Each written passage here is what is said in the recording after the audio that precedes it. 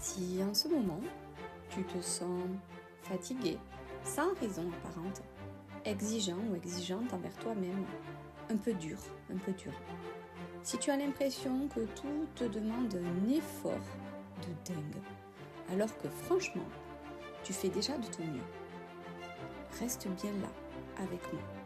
Parce que non, tu n'es pas en train de régresser, tu es juste en train de changer de niveau. Cette nouvelle lune en Capricorne, elle n'est pas là pour rigoler. Alors installe-toi confortablement, prends une tasse de thé, un café et on va décortiquer ensemble ce que cette nouvelle lune vient demander et on va trouver des axes afin de pouvoir traverser tout cela ensemble. Tu n'es pas seul, C'est parti! On te dit souvent que la nouvelle lune, elle signifie poser ses intentions, nouveau départ. Oui, mais pas n'importe comment. La nouvelle lune, c'est aussi l'obscurité, le silence, le terrain vierge, pas encore visible. C'est comme quand tu lances un chantier, un projet, une idée. Au début, c'est le bazar. Tu ne vois rien de beau. Moi, je me souviens quand j'ai construit ma maison, je me disais, mais je ne voyais pas du tout la proportion des pièces et je trouvais ma maison ridicule et toute petite. Et finalement, quand tout se met en place, brique après brique, et qu'on commence à voir les espaces et qu'on commence à voir les pièces, on se rend compte que tout est en train de se préparer. Et là, le Capricorne entre en scène.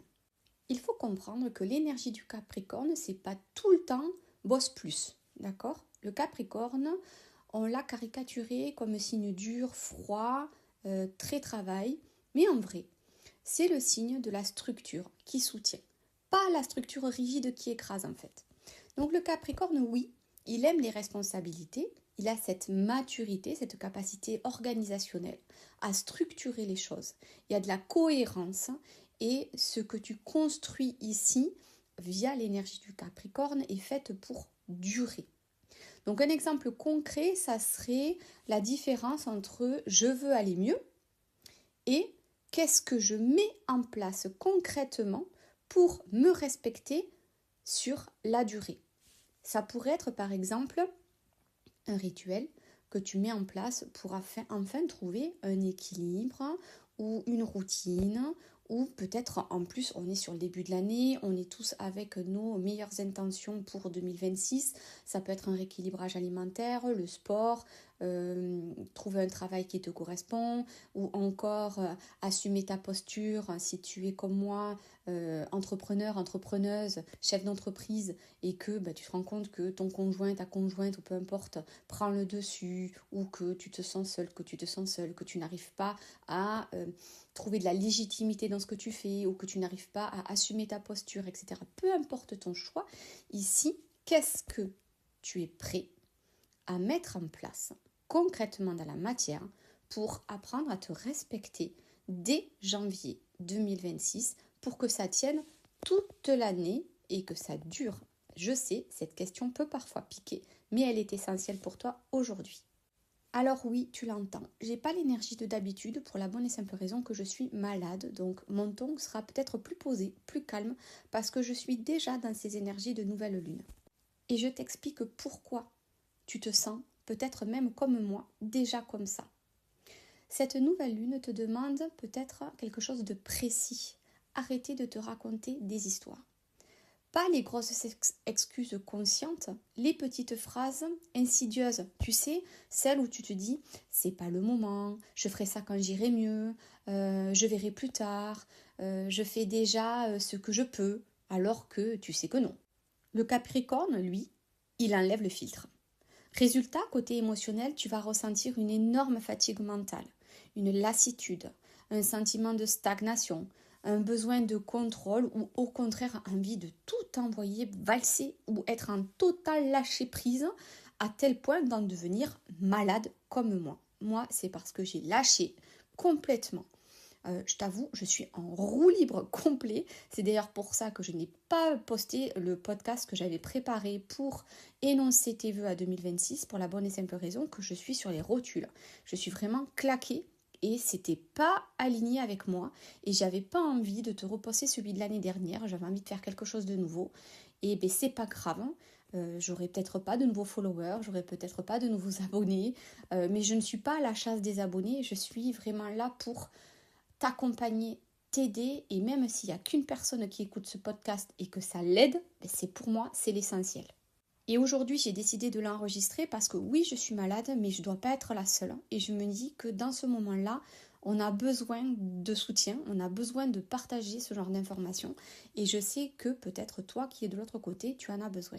Donc tout ce que tu vas ressentir, toute cette fatigue, cette lassitude, cette stagnation, ce besoin de contrôle ou de lâcher prise, ce n'est pas un bug, c'est juste un réglage dû à la nouvelle lune au portail énergétique du 11, au portail énergétique du 1, à la pleine lune du 3. Le mois de janvier est très chargé et on passe en année 2026 au niveau calendrier chinois qu'au 17 février. Donc c'est-à-dire qu'on est encore à aujourd'hui dans l'énergie de la mue du serpent. Tout n'est pas encore terminé sur 2025. Et comme une info en engendre une autre, sache que, attention, c'est un truc de fou, la nouvelle lune du 18 janvier, c'est 1 plus 8 plus 1. Ça fait 10. 10 égale 1. Je te rappelle que nous sommes en année 1 au niveau général, on recommence un cycle de 9 ans, et qu'en plus, cette nouvelle lune correspond au chiffre 1 en numérologie. Donc le chiffre 1, c'est quoi? C'est, je te le disais, le début, mais pas que le début naïf, le début conscient. C'est-à-dire que comme on vient de passer 9 ans dans l'énergie du serpent, enfin pas 9 ans dans l'énergie du serpent, pardon, on vient de passer 9 ans sur un cycle et qu'on vient de passer une année de serpent, donc on a fait notre mue. Donc là maintenant, c'est je redémarre un nouveau projet ou une nouvelle vie, ou en tout cas, je réalise tout ce que je ne veux plus, tout ce que je veux dans ma vie, mais surtout, je le mets en place. Et ici, le Capricorne va t'aider et va nous aider, parce que je m'inclus dedans, et ça me met en joie de savoir que le Capricorne va m'aider à moi aussi, parce que dans cette nouvelle année où on va se retrouver à partir du 17 février en année cheval de feu pour le nouvel an chinois, où on va vraiment passer à l'action, on va prendre un step assez rapide. Le cheval, ça court vite, hein, on est d'accord. Le serpent, c'est plus fourbe, plus lent, plus chaloupé. Donc, l'énergie là qui est en train de se construire sur janvier jusqu'à février, on va être sur quelque chose comme je décide qui je deviens dans ce que je construis. Et le Capricorne, vraiment, il adore ça. Il adore construire, il adore élaborer, échafauder, pardon. Il adore organiser, il adore structurer, voilà. Et donc, cette énergie-là, dans le 1, dans le nouveau début du commencement, donc janvier, mois 1, à nouvelle année, nouveau cycle en 1, 18-01 en 1, autant te dire que là, sur cette nouvelle lune, on est vraiment sur un reboot total. Donc maintenant, pour que tu arrives à traverser ce step, parce que ça va nous demander beaucoup d'énergie, et crois-moi, on n'en a plus, hein, je pense que on est tous au fond du seau, au bout du rouleau. Cette année de serpent est en train de nous, j'allais dire user, mais en fait c'est comme si j'étais dans une machine à laver en mode essorage, autant te dire que, ou un citron sans jus, chacun sa métaphore. Moi j'ai plus de jus quoi qu'il en soit, je suis au bout de ma vie. Donc, mais je pense que je ne suis pas la seule, parce que vraiment, je vois autour de moi les mamans, les chefs d'entreprise, là, elles sont... Oh là là, mais toutes, on est au ras des pâquerettes, c'est un truc de fou. C'est très compliqué sur ce début d'année, donc vivement février qu'on passe sur quelque chose de plus dynamique. Mais pour traverser tout ça, il ne faudra pas 12 intentions floues, hein. Pas de to-do list de warrior, pas de je remonte les manches, allez, je tiens, je vais en force. Non, pas du tout. On va se poser 3 questions, seulement 3 questions. Et elles sont ultra puissantes. Et d'ailleurs, je t'invite à mettre pause à chaque question pour que tu puisses prendre le temps de les noter, c'est très important, et que tu prennes le temps aussi d'y répondre. D'accord, soit à chaud avec ce podcast, soit une fois que le podcast sera terminé, pour que tu puisses te poser tranquillement. La première question: qu'est-ce que je fais par habitude mais qui ne me nourrit plus? dans ton travail, dans tes relations, dans ton rythme, dans ton rôle, etc., etc. Moi, par exemple, j'ai dit à mon conjoint ce week-end, on ne peut pas être tous les deux à 35 heures et que les tâches du quotidien ne soient pas réparties correctement. Il est hors de question que je me tape tout sous prétexte que je travaille de la maison. Voilà. Non, je suis aussi à 35 heures, même plus des fois, d'accord, puisqu'il y a beaucoup de travail à la maison, mais il y a beaucoup de travail aussi à l'école. Donc il y a mon présentiel à l'école, mon temps de travail, de préparation de mes cours en amont à la maison, plus mes coachings, mes accompagnements, plus mon propre accompagnement parce que je me fais accompagner par un coach moi aussi, et plus mon rôle de maman, plus mon rôle de femme, plus ci, plus ça. Et en fait, c'est toujours plus, toujours plus, toujours plus.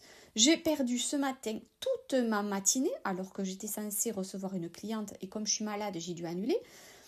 J'ai passé toute ma matinée à ranger ma maison parce qu'ils ne sont pas fichus de ranger au fur et à mesure. Donc, j'ai posé cette intention en disant stop. Là, je ne suis pas votre boniche. À un moment donné, on vit tous dans cette maison. Le manteau, il se range là. Les chaussures, il se rangent là. Tout le monde sait où sont les choses. Je ne veux plus rien voir traîner dans la maison. Donc, voilà. Qu'est-ce que je fais par habitude? C'était ranger derrière les autres. Qu'est-ce que je veux plus faire? C'est ranger derrière les autres. Voilà. Deuxième question, pardon. Où est-ce que je me surresponsabilise? Donc, porter pour les autres. C'est ce que je viens de te dire. Donc, je compense tout le temps. Alors, je ne cherche pas à sauver. Je suis sortie de ce syndrome de la sauveuse, donc ça, c'est bon. Mais je fais tout pour les autres. Et ça, c'est plus possible. Donc là, maintenant, c'est stop. Chacun... Alors, je ne sais pas si j'ai le droit de dire des gros mots, mais bon, chacun sa bipe, hein, et Dieu pour tous. Donc, en fait, là, maintenant, j'ai prévenu mon conjoint ce week-end. J'ai dit, tu sais quoi, le ménage, ben, c'est soit tu achètes un robot, vous savez, j'allais dire, tu sais, faut remarquer si on peut se tutoyer. Tu sais, ces aspirateurs qui aspirent tout seul, là, c'est soit tu achètes ça, hein, mais moi, je suis désolée, passer l'aspirateur 3 fois par jour, c'est plus possible, j'ai plus le temps. Voilà, c'est aussi simple que ça. Donc, c'est bon, le ménage, il n'est pas OK, c'est pas grave. La chambre de ma fille, elle n'est pas rangée, c'est pas grave. Du moment que le salon, il est propre, qu'il est rangé, le reste, jmblc.com. Maintenant, troisième question, quelle structure me soutiendrait vraiment? Un cadre, des limites, une routine, une décision claire. Donc là, typiquement, je suis en train de créer, via Canva, des outils, un espèce de mur d'organisation pour que chacun fasse ses tâches ménagères, chacun puisse trouver son rythme, ses rituels du matin, ses rituels du soir, etc., etc. Parce que je ne veux plus être dans la maman Cendrillon, dans la chef d'entreprise qui fait passer ce rôle de maman avant son entreprise, dans la femme qui a plus le temps d'aller à la salle de sport parce que le boulot de maman et le boulot de chef d'entreprise prennent toute la place. Non, c'est 2026. Je recadre tout le monde. J'ai 3 catégories. Je suis une femme, je suis une maman, je suis une chef d'entreprise et chaque catégorie doit représenter 33% de mon temps. Et il est hors de question que j'en déroge. Donc là, aujourd'hui, c'est qu'est-ce que je peux mettre en place comme action de manière à pouvoir respecter ces 3 femmes. Et c'est ce que je me suis engagée à faire sur 2026. N'hésite pas à me partager, toi, ton engagement pour 2026 afin de pouvoir partager nos tips. Je serai ravie de te lire, bien évidemment. Donc, tu l'auras compris, le Capricorne ne veut pas que tu fasses plus, mais que tu fasses juste, aligné, respectueux vis-à-vis de toi-même, que tu t'écoutes, que tu suives tes intuitions. Voilà, reste connecté à toi. Alors pour résumer, oui, peut-être que tu te sens lourde, tu as cette lourdeur en tout cas qui t'entoure, un ralentissement, tu te sens plus lent, plus lente, peut-être même des fois plus sérieuse, hein, tu sais, agacée aussi, moins fun que d'habitude. Là tu vois, hier soir, moi j'avais mon cours de Zumba, j'étais pas fun, j'ai pas fait les whoop-whoop que je fais d'habitude, j'avais pas l'énergie que j'ai d'habitude, c'est ok.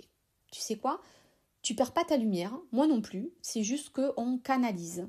On continue encore dans cette mue du serpent. C'est une nouvelle lune qui nous invite à ne pas crier, mais qui nous chuchote. Construis quelque chose qui te respecte. Elle nous aide vraiment à nous reconnecter à notre rythme, à notre moi profond, à notre moi intérieur. Et tu sais quoi? Si tu veux, d'ailleurs, j'ai commencé à écrire le script pour faire la méditation. Excuse-moi, je suis fatiguée.